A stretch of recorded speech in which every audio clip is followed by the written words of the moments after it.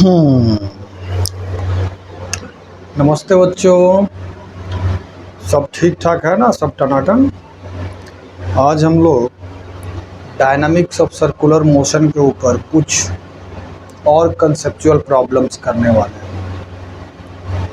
तो आराम से कॉपी और कलम लेकर के बैठिए और जो भी हम क्वेश्चंस यहाँ बता रहे हैं उसको पहले खुद ट्राई कीजिए सोल्व करने का। उसके बाद फिर अगर नहीं सोल्व होता है तो हम जो सॉल्यूशन यहाँ प्रोवाइड कर रहे हैं वो देखिए, ठीक है। तो आइए शुरू करते हैं। हमारा पहला सवाल यही है कि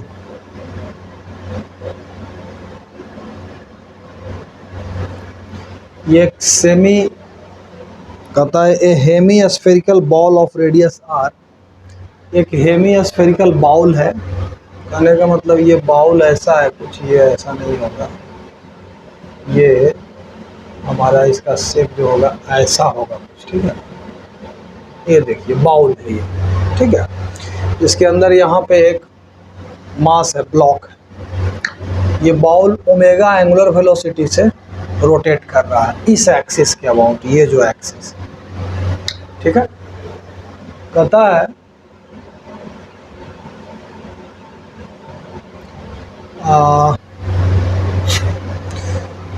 कि इस बाउल के सेंटर से इसको जो मिलाने वाला जो लाइन है, रेडियस वेक्टर है, वो वर्टिकल के साथ कितना एंगल बना रहा है, थीटा। तो हमको ओमेगा का मैक्सिमम और मिनिमम वैल्यू निकालना है, जिसके लिए ये यहीं पे स्टेशनरी रहे, ठीक है। इसके लिए ये यहीं पे स्टेशनरी है ना। तो उसके लिए हमको ओमेगा का मैक्सिमम और मिनिमम वैल्यू निकालना है।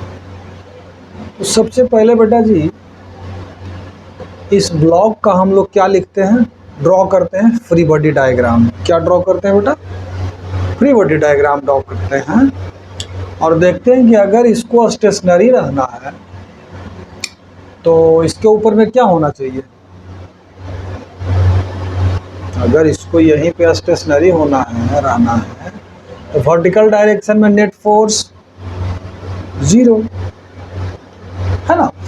और हॉरिजॉन्टल डायरेक्शन में चूंकि ये कैसा है, ये सर्कुलर पाथ फॉलो करेगा। कैसा सर्कुलर पाथ, उसका रेडियस क्या होगा बेटा, समझना है इस चीज़ को, ये r होगा और इसका जो सर्कुलर पाथ होगा बेटा जी ये हो जाएगा सर्कुलर पाथ, ये r होगा रेडियस। तो इसको हम निकाल लेते हैं यहाँ। इसका सबसे पहले हम लोग फ्री बॉडी डायग्राम देखते हैं। डाउनवर्ड फोर्स क्या लगेगा बेटा, mg। नॉर्मल रिएक्शन सेंटर के टुवर्ड्स क्या लग जाएगा बेटा, n, है ना। ये अगर थीटा है तो ये भी थीटा हो जाएगा, है ना। और चूंकि फॉर मिनिमम या मैक्सिमम स्पीड के लिए इसका टेंडेंसी किधर होगा, ऊपर स्लिप करने का, और मिनिमम स्पीड के लिए नीचे स्लिप करने का। तो पहले मिनिमम स्पीड का हम कंडीशन लगाते हैं कि नीचे स्लिप करने का टेंडेंसी है, तो स्टैटिक फ्रिक्शन ऊपर लग जाएगा। यहाँ तक में अगर कोई कंफ्यूजन है तो आप पूछ सकते हैं कि सर यहाँ डाउटफुल सिचुएशन आ गया है। अब देखिए n का एक कंपोनेंट, चूंकि ये थीटा तो ये भी थीटा है बेटा, तो n का एक कंपोनेंट वर्टिकल जो हो जाएगा n, ये थीटा है, n cos थीटा हो जाएगा बेटा जी। और ये इधर का एक कंपोनेंट n sin थीटा, ठीक है। उसी प्रकार से अगर ये थीटा है ना, ये इसके ऊपर में क्या है, टेंजेंट होगा, तो थीटा थी 90 माइनस थीटा, तो ये भी थीटा, तो इधर हो जाएगा हमारा एफ एस कॉस थीटा और इसका वर्टिकल कंपोनेंट हो जाएगा F S sine theta. For vertical equilibrium, क्या, फॉर वर्टिकल, चूंकि वर्टिकल डायरेक्शन में बेटा इसको कोई एक्सीलरेशन नहीं है, यहाँ पर ये रेस्ट में, और ना ही वर्टिकल डायरेक्शन में कोई सर्कुलर पाथ फॉलो कर रहा है कि इसको एक सेंट्रिपिटल एक्सेलरेशन हो। तो for vertical direction, vertical equilibrium के लिए क्या हो जाएगा, वर्टिकल ऊपर के डायरेक्शन में कौन कौन सा फोर्स है, N cos theta plus F S sine theta बराबर क्या, downward force M G. Equation एक ले लो, जहाँ एफ एस बराबर क्या हो जाएगा बेटा, म्यू इंटू एम, जहाँ म्यू इस ब्लॉक और इस बॉल के इंटीरियर सरफेस के बीच का कोएफिशिएंट ऑफ स्टैटिक फ्रिक्शन दिया हुआ है, वो कितना है बेटा जी, म्यू के बराबर। तो म्यू इंटू एम, तो ये जो इक्वेशन एक है वो क्या हो जाएगा, N cos theta plus mu M sine theta बराबर। अब देखो ये चूंकि एक सर्कुलर पाथ फॉलो कर रहा है, क्या कर रहा है, एक सर्कुलर पाथ फॉलो कर रहा है, हॉरिजॉन्टल सर्किल, हॉरिजॉन्टली, ठीक है। तो एन साइन थीटा, अगर हॉरिजॉन्टल डायरेक्शन में हम नेट फोर्स निकालें तो एन साइन थीटा है, N cos theta N sine theta minus F S cos theta, F S sine theta N cos theta, F S sine theta N cos theta ऊपर बराबर M G. इधर N sine theta इधर, अब minus F S cos theta बराबर net force toward centre, net force toward centre ही हुआ, बराबर क्या हो जाएगा, mass times acceleration toward centre. तो एक्सेलरेशन टुवर्ड सेंटर, कौन सा acceleration, centripetal acceleration, omega square R, ये आर लेंगे बेटा, ये है इसका सर्किल जो ये फॉलो कर रहा है। ये हमारा इक्वेशन 2 हो गया। एफ एस की जगह पर यहाँ भी म्यू एन ही कर देते हैं, ठीक है। अब 1/2 करते हैं, ये मिनिमम स्पीड का कंडीशन है, हाँ मिनिमम स्पीड का कंडीशन है, उसको 1 हटाइए ना, कंफ्यूजन होगा, 1 और 2 होगा, ठीक है। 1/2 कर दो या फिर 2/1 कर दो, तो हो जाएगा sine theta minus mu cos theta बटा cos theta plus mu sine theta, है ना। और एम ओमेगा स्क्वायर आर बटा एम जी, तो ओमेगा स्क्वायर आर बटा जी होगा ना, ओमेगा स्क्वायर आर बटा जी। अब आर का वैल्यू इस आर के टर्म में निकल जाएगा, ये आर है तो ये आर साइन थीटा हो जाएगा, तो आर के जगह पर हम लोग लिख देंगे omega square R sine theta by, यहाँ से ओमेगा मिनिमम निकल गया बेटा जी, ओमेगा मिनिमम हमारा क्या आ गया,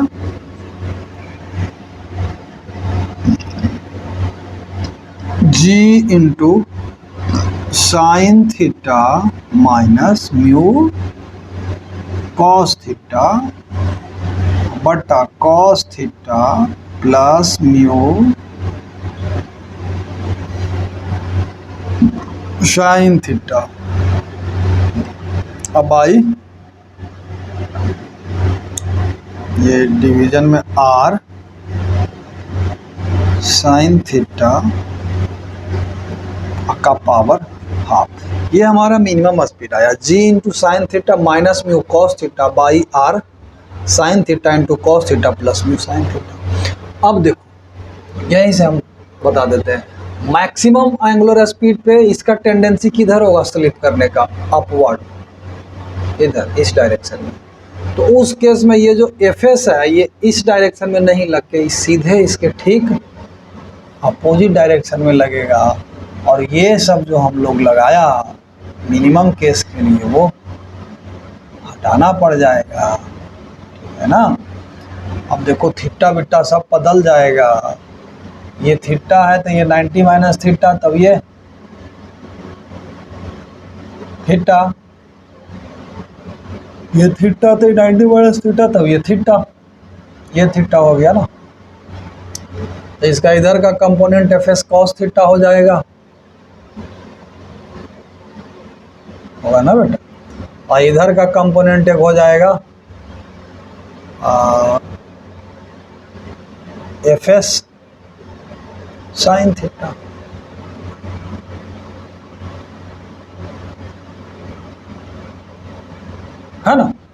और इक्वेशन से अकॉर्डिंगली क्या चेंज कर जाएगा बेटा, यहाँ देख लो अब ढंग से, यहाँ n sign theta plus F S cos theta हो जाएगा, n sign theta plus F S cos theta बराबर ये इक्वेशन हो जाएगा। इन सबको जरा सा मिटा देता हूँ मैं, ये सब इक्वेशन नहीं आएगा, ठीक है। मैक्सिमम स्पीड के लिए हम निकाल रहे हैं, ये हो जाएगा। और दूसरा क्या होगा, सो देखो F S sine theta downward plus M G, F S sine theta downward plus M G, यानी यहाँ माइनस हो जाएगा। ये F S sine theta plus M G इधर ले आओ तो माइनस में आ जाएगा यहाँ पर, है ना। और एन कॉस थीटा ऊपर, एन कॉस थीटा बराबर M G plus F S sine theta, N cos theta बराबर M G plus F S sine theta, तो इसको इधर ले आए तो ये हो जाएगा। अब फिर 2/1 कर दो, 2/1 जब कर देंगे तो हो जाएगा क्या, sine theta plus mu cos theta बटा cos theta minus mu sine theta. इसको भी करो, इसको थोड़ा पीछे बढ़ाओ, और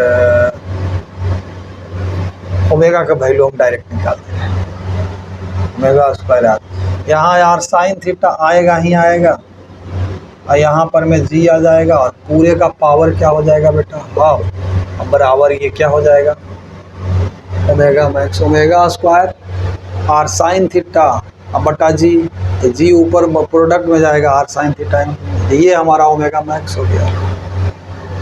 मैक्सिमम वैल्यू ये हो गया, और मिनिमम वैल्यू क्या हो जाएगा, और यहाँ पर माइनस कर दो, यहाँ पर प्लस कर दो,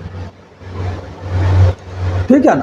ओमेगा मैक्स ये आया, और ओमेगा मिनिमम क्या हो जाएगा बेटा, sine theta minus mu cos theta बटा R sine theta into cos theta plus mu sine theta. इस पूरे का पावर क्या बेटा जी, हाँ भाई, इक्वल टू ओमेगा मिनिमम। तो मिनिमम इतना स्पीड और मैक्सिमम इतना एंगुलर स्पीड होगा, तो ये जो बाउल के अंदर ये जो ब्लॉक है ये स्लिप नहीं करेगा, ठीक है। चलिए, ये तो हमारा सवाल हो गया। अब नेक्स्ट क्वेश्चन देखते हैं। ये हमारा नेक्स्ट क्वेश्चन है बेटा जी, इस क्वेश्चन को जरा सा समझ लीजिए पहले। कहता है कि ए particle of mass m, A particle of mass m is projected at an angle theta with the horizontal, at an angle theta with the horizontal at its maximum height, at its maximum height calculate the radius of curvature। Actually ये कह क्या रहा है कि इसको मान लीजिए कि ये अप्रॉक्सीमेटली कैसा आर्क, यहाँ पर एक छोटा सा आर्क बन रहा है सर्कुलर, ठीक है बेटा जी। तो पूछता है कि यहाँ पर मैक्सिमम हाइट पर जो सर्कुलर आर्क बन रहा है उसका रेडियस निकालिए। तो देखो यहाँ पर मैक्सिमम हाइट पर, सिंपल सा क्वेश्चन है, मैक्सिमम हाइट पर वर्टिकल वेलोसिटी क्या होगा बेटा, 0। वर्टिकल डायरेक्शन में at maximum height V Y is equal to 0 at maximum height, यानी कि v और वी एक्स बराबर क्या हो जाएगा, initial x component of velocity you cos theta, है ना। और देखो इसका यहाँ पर में डाउनवर्ड फोर्स कितना है बेटा, mg, और तो कोई फोर्स इसके ऊपर में है नहीं, तो एफ सी सेंट्रीपिटल फोर्स कौन प्रोवाइड करा रहा होगा, यहाँ पर जो इसका सर्कुलर पाथ फॉलो कर रहा है, तो उसका रिक्वायर्ड सेंट्रीपिटल फोर्स क्या होगा, mg के बराबर होगा। बराबर क्या हो जाएगा वहाँ, mv square by R, where R is radius of the arc, है ना। अब v बराबर कितना है बेटा, m इंटू वी बराबर कितना है, यू कॉस थीटा, यानी कि you square cos square theta बटा आर, है ना। तो m से m गए हो तो r बराबर हमारा कितना आ गया बेटा, U square cos square theta by जी।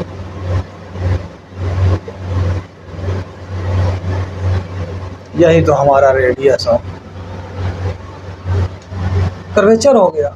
कहता है कि इसको ट्रीट कीजिए एज ए सर्किल। यहाँ पर में एक आर्क लीजिए और ट्रीट कीजिए कि क्या है, एक सर्किल है हाईएस्ट पॉइंट पर, तो उस सर्किल का रेडियस निकालिए। तो सर्किल अगर मान लिया तो ये कैसा पाथ यहाँ पर में मान के चलेंगे, सर्कुलर पाथ है। सर्कुलर पाथ पर फॉलो करने के लिए सेंटर के टुवर्ड्स से क्या लगना पड़ेगा, फोर्स लगना पड़ेगा। That force is mg। mg बराबर सेंट्रीपिटल फोर्स, और इस दिस बराबर क्या हो जाएगा, mass times acceleration at highest point, mass into speed यानी U square cos square theta by R, तो U square cos square theta by G इसका रेडियस ऑफ कर्वेचर हो गया। अब नेक्स्ट क्वेश्चन देखते हैं बेटा जी, ठीक है। नेक्स्ट क्वेश्चन देखते हैं। जो क्वेश्चन अभी हम सोल्व किए बेटा उसी में एक सेकंड पार्ट है। कहता है क्या कि रेडियस ऑफ कर्वेचर ये u है और ये थीटा एंगल पर प्रोजेक्ट किया गया। उस पॉइंट पर निकालिए जहां पर इसका वेलोसिटी वेक्टर v जो है इसका हॉरिजॉन्टल के साथ थीटा बाई 2 एंगल बना रहा है। On the parabola traced by the projectile in the previous problem at a point where the particle velocity makes an angle theta by 2 with the horizontal। तो इस मान लेते हैं कि इस पॉइंट पर ये जो हॉरिजॉन्टल के साथ एंगल कितना बना रहा है बेटा, थीटा बाई 2। तो इस पॉइंट पर हमको रेडियस ऑफ कर्वेचर निकालना है। अगेन देखिए यहाँ पर मैं एक छोटा सा कर्वेचर लेते हैं सर्कुलर। यहाँ पर में हम क्या लेंगे, जी डाउनवर्ड लगेगा mg का एक कंपोनेंट बेटा परपेंडिकुलर कंपोनेंट लेंगे, एक इसका टेंजेंशियल कंपोनेंट ले लेंगे, है ना। देखो हॉरिजॉन्टल के साथ ये थीटा बाई 2 बना रहा है ये वेलोसिटी, और ये क्या होगा, इस v पर परपेंडिकुलर होगा। तो ये थीटा बाई 2, तो ये 90 माइनस थीटा बाई 2, और ये परपेंडिकुलर, तो ये थीटा बाई 2 हो जाएगा। फिर ये टोटल थीटा बाई 2 है, तो ये 90 माइनस थीटा बाई 2, तो ये थीटा बाई 2 हो जाएगा।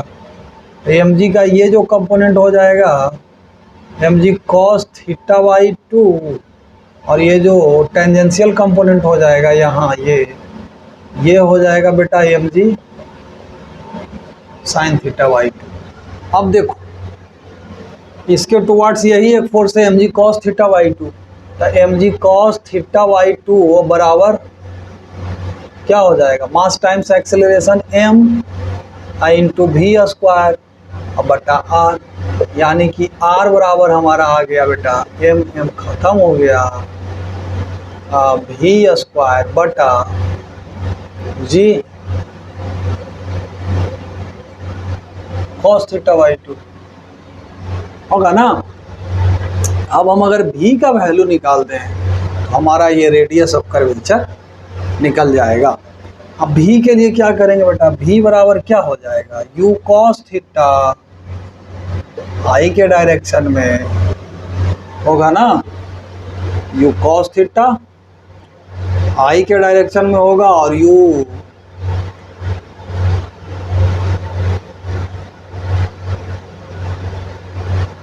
Sine theta minus G T. तो अब t का वैल्यू निकालना पड़ेगा, जिसके लिए ये जो एंगल है हॉरिजॉन्टल के साथ ये कितना हो जाए, थीटा बाई 2। तो हम तब फिर हमारा मैग्नीट्यूड ऑफ v निकल जाएगा। लेकिन t का वैल्यू निकालने के लिए अब थोड़ा सा सोचना पड़ेगा कि आखिर t का वैल्यू हम निकालें कैसे। आइए आखिर कुछ दूसरा उपाय लगा यहाँ पर।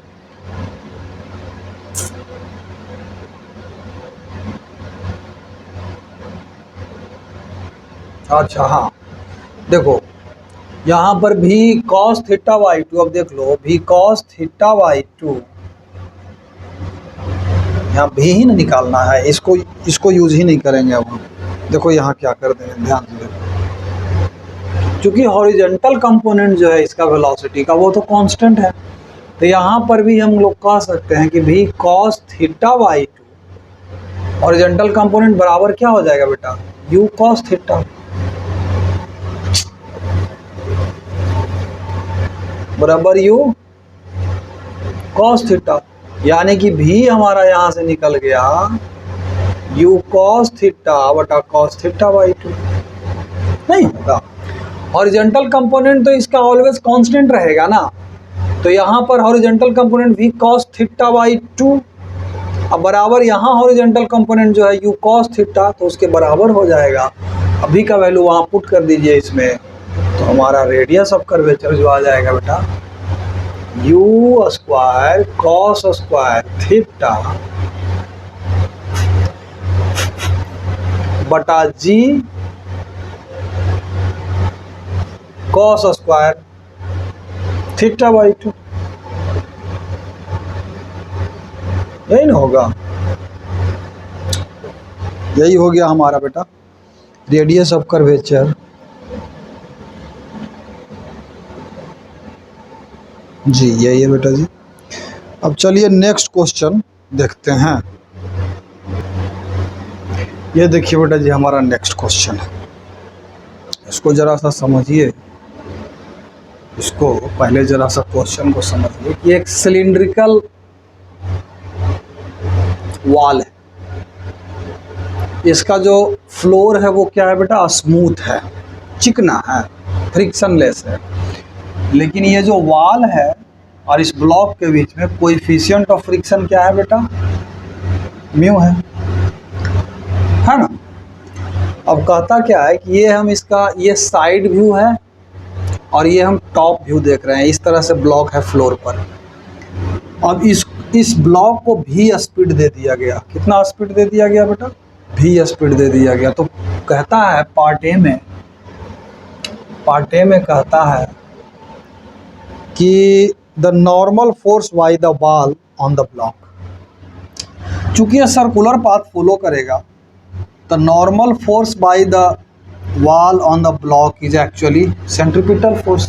तो एन बराबर हमारा क्या आ जाएगा बेटा एम भी स्क्वायर बटा आर, अगर ये रेडियस आर है तो आर दिया हुआ है रेडियस। तो ये हमारा पार्ट ए का सिंपल सा आंसर हो गया एम भी स्क्वायर बाई आर, क्योंकि और तो कोई फोर्स है नहीं जो हॉरिजॉन्टल डायरेक्शन में इसको सेंटर के टुवर्ड्स लग रहा होगा, वही नॉर्मल रिएक्शन होगा। नॉर्मल रिएक्शन तो हमारा निकल गया है the normal force by the wall on the block, the frictional force by the wall. अब फ्रिक्शनल फोर्स बराबर क्या होगा बेटा म्यू आई इंटू एन, तो म्यू आई इंटू एम भी स्क्वायर बाई आर, ये हमारा फ्रिक्शनल फोर्स हो गया, सिंपल। अब थर्ड पार्ट में पूछता है see the tangential acceleration of the block. अब एक बात ध्यान देने वाली है कि अगर ये इधर जा रहा है तो फ्रिक्शनल फोर्स इसके ऊपर में किधर लगेगा इस डायरेक्शन में लगेगा, और इसका वेलोसिटी इधर है, तो एक्चुअल में टेंजेंशियल डिसिलरेशन में जाएगा, ऑलवेज भी के ठीक अपोजिट होगा टेंजेंशियल फोर्स। तो सी पार्ट में जो एक्सेलरेशन हो जाएगा हमारा यही है ना म्यू एम भी स्क्वायर बाई आर, तो हो जाएगा इसको एम से डिवाइड कर दो है ना, हो जाएगा म्यू भी square by R with negative sign. Negative sign इसलिए कि एक्सेलरेशन नहीं है बल्कि ये क्या है बेटा डिसिलरेशन है, ये क्या है डिसिलरेशन है। अब डी पार्ट में क्या कहा जा रहा है कि इंटीग्रेट, डी पार्ट में कहता है कि integrate tangential acceleration this to obtain the speed of the block after one revolution. एक कंप्लीट रिवोल्यूशन के बाद इसका स्पीड निकालना है, सिंपल, ठीक है ना। जैसे डी पार्ट यहाँ सोल्व कर देते हैं, ए बराबर क्या होता है बेटा D V by D T, D V by D T. अब बराबर क्या है बेटा माइनस म्यू भी स्क्वायर बाई आर। अब D S by D T करो, D V by D S into D S by D T. D S by D T क्या है ये time rate of change of distance speed, अब बराबर minus mu भी square बटा R. D S by D T भी D भी, तो भी एक कट गया, भी बेटा एक कट गया, तो यहाँ से हमारा आ जाएगा डी भी और बटा भी बराबर माइनस म्यू और बटा आर इंटू डी एस। अब दोनों तरफ इंटीग्रेट करो, मान लेते हैं कि स्पीड इसका v से क्या हो गया, vf, v से स्पीड क्या हो गया, vs, और ds डिस्टेंस से कितना कवर्ड किया, तो 0 से 2 पाई आर तक, 0 से बेटा एक कंप्लीट रिवॉल्यूशन में यहाँ से कहाँ आ जाएगा घूम करके, यहीं आ जाएगा ना, 0 से 2 पाई आर कर लिया। और v इनिशियल स्पीड इसका v है, फाइनल स्पीड इसका हम vf मान लिया। तो यहाँ देखो इसका इंटीग्रेशन क्या हो जाएगा, ln v limit v to vf बराबर, यहाँ पर में क्या हो जाएगा बेटा, माइनस म्यू बटा R into 2 pi R, R R खत्म, यानी कि माइनस 2 पाई म्यू हो गया, इधर हो गया ना, म्यू बटा आर इंटू डी एस, तो हाँ माइनस 2 पाई म्यू। अब इधर देखो L N V F minus भी बराबर माइनस 2 पाई म्यू, यानी कि वी एफ माइनस भी बराबर E to the power 2 pi mu, यानी कि वी एफ बराबर जो हमारा आ गया v plus E to the power 1 second, 1 second, 1 second रुक जाइए जरा सा, कुछ बराबर तो नहीं हो रहा।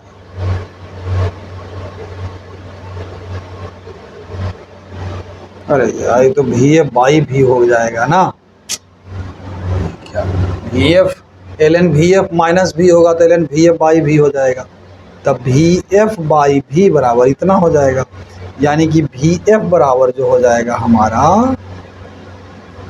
v into E to the power minus 2 pi mu. यही हमारा क्या हो गया फाइनल वेलोसिटी आफ्टर 1 रिवॉल्यूशन। यहाँ पर L N V F minus भी होगा तो L N V F by भी, L N V F minus L N भी होगा, और L N V F minus भी क्या हो जाएगा, L N V F by भी हो जाएगा। ठीक है, तो ये हमारा आंसर हो गया। ठीक है, अब और भी नेक्स्ट क्वेश्चन है बेटा जी, उसको भी देख ही लेते हैं आज।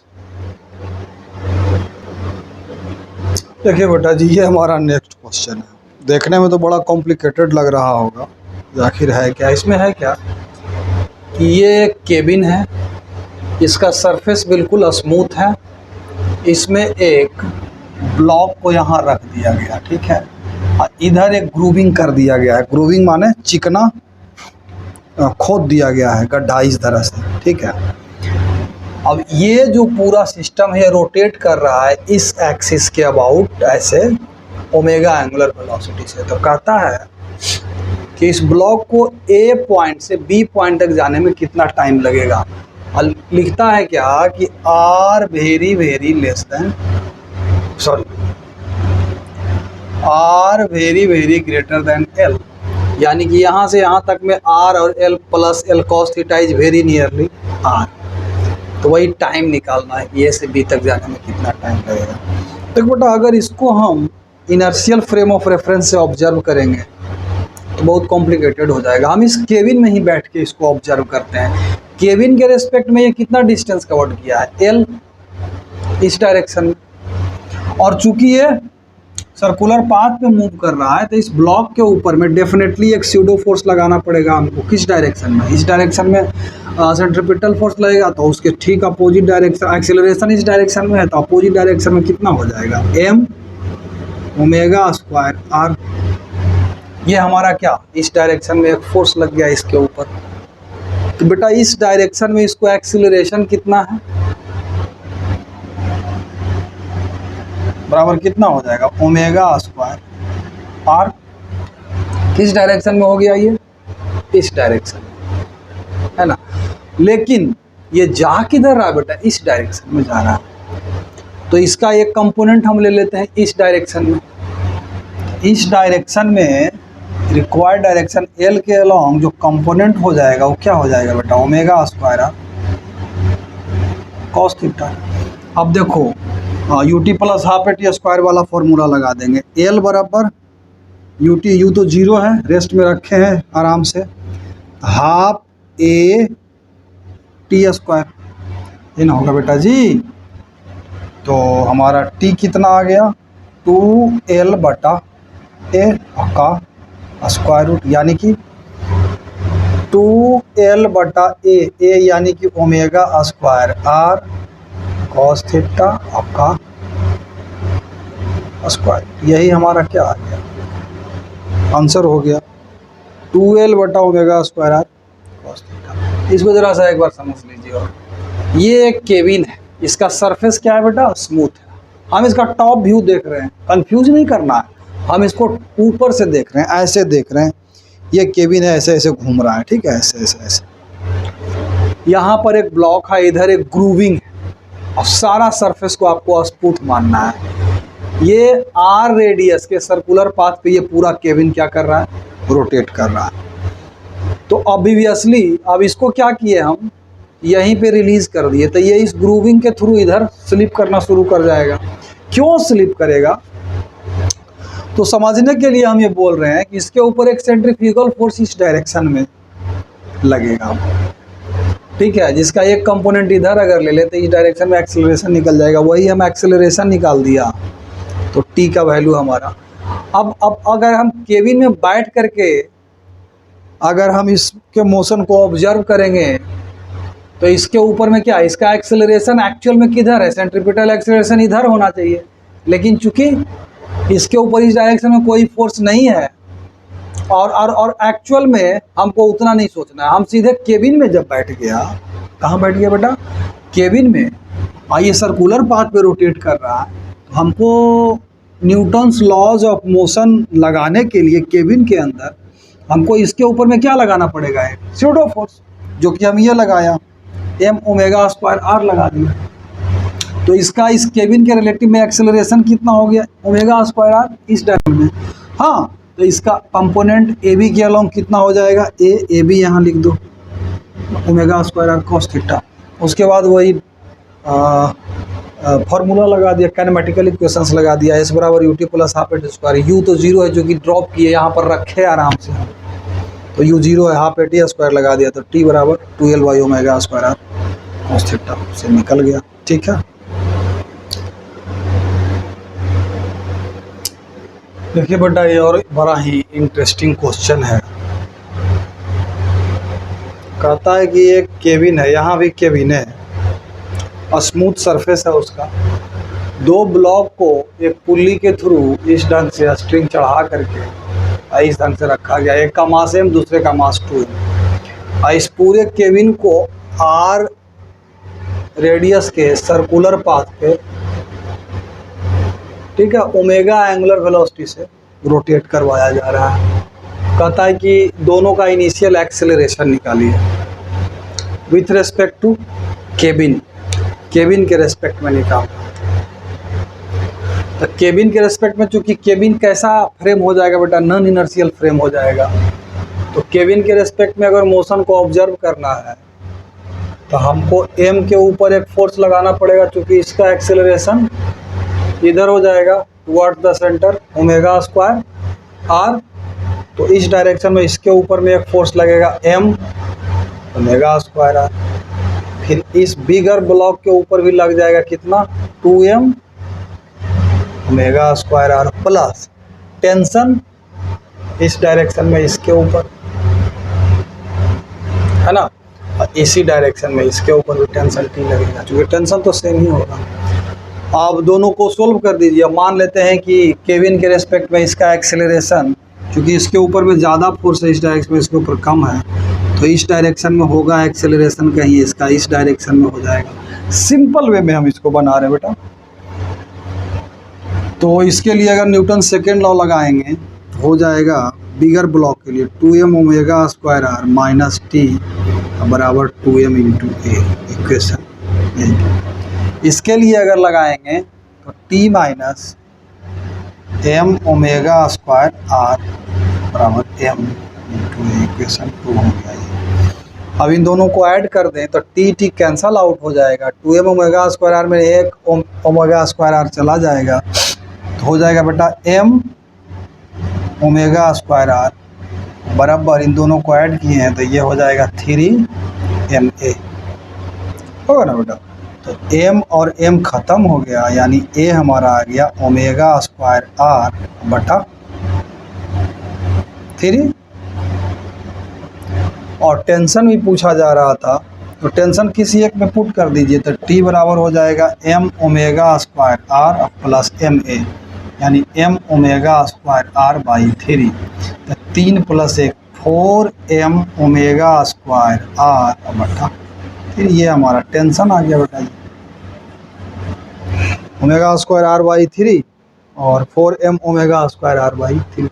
बड़ा सिंपल सा ये सब क्वेश्चन था। अब आप जितना अधिक से अधिक हो सके बेटा जी, हम सोचा कि लास्ट ये डायनामिक्स ऑफ सर्कुलर मोशन के ऊपर कुछ और सवाल करवा देते हैं। ये सब टिपिकल सवाल था, और बाकी अब आप जितना अधिक से अधिक हो सके आप प्रैक्टिस कीजिए, ठीक है। और सॉल्व करते वक्त अगर कहीं कोई भी सवाल फंसता है, नहीं समझ में आता है, डिफ़िकल्ट लगता है, कन्फ्यूजन है उसको सॉल्व करने में, तो आप डेफिनेटली आप कमेंट बॉक्स में डालिए कि सर फलाना क्वेश्चन हमसे नहीं बन रहा है, बताइए, हम डेफिनेटली हेल्प करेंगे, ठीक है।